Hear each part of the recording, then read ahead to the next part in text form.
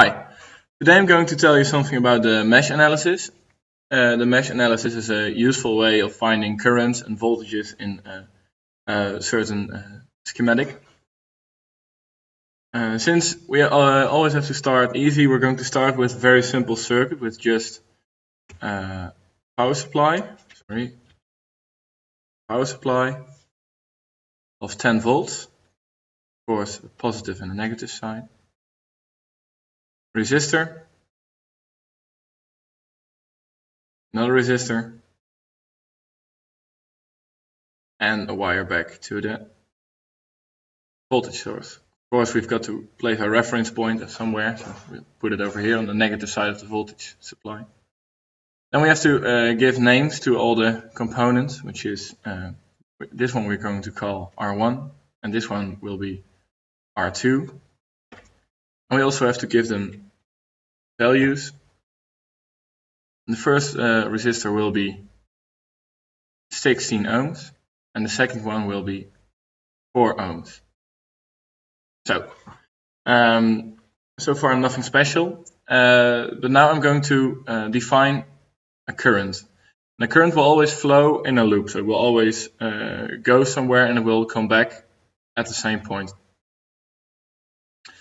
And therefore we're just going to start here and define the current as flowing in this direction. Okay, and that I'm going to call that current I1.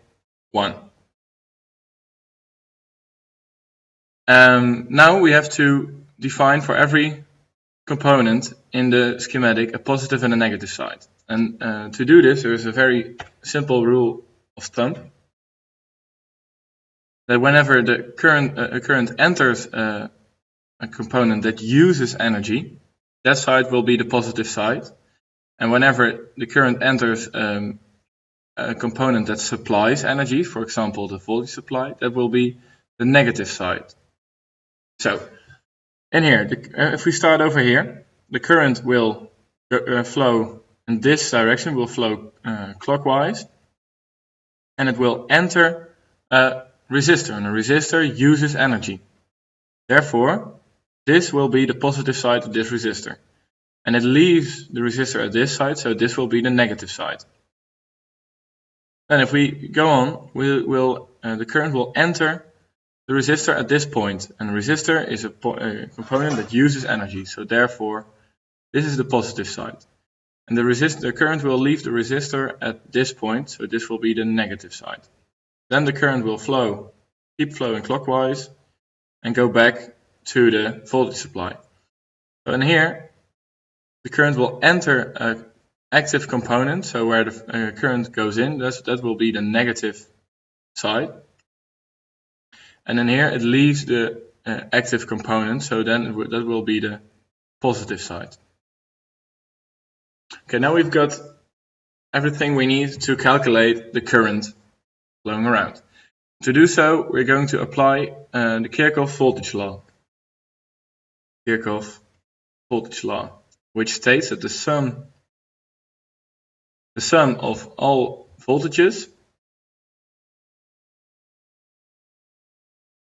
in a closed loop like this equals 0. So how are we going to apply that? Well, we're just going to start somewhere, for example, over here. And then we're just going to walk through the loop. So if we start over here, at first we get the voltage over R1. And since we go from plus to minus, we choose that as a positive voltage. So the voltage over R1,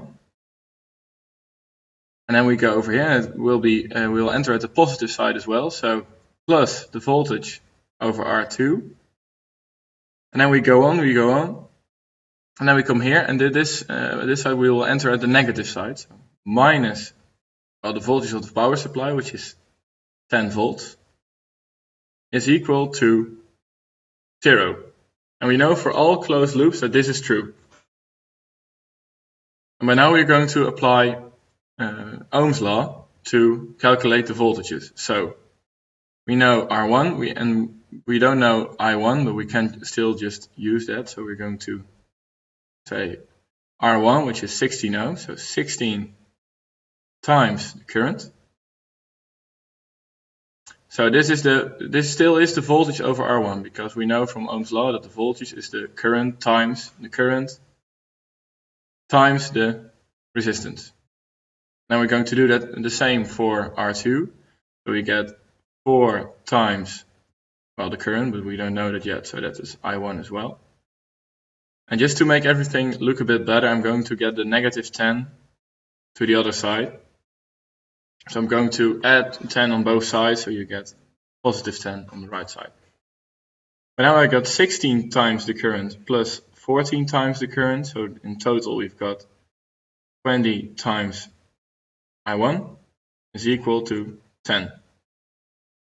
Well, then we can calculate I1 from that, so you get I1 is equal to 10 divided by 20, which is equal to a half ampere, or is also, of course, equal to 500 milliamps.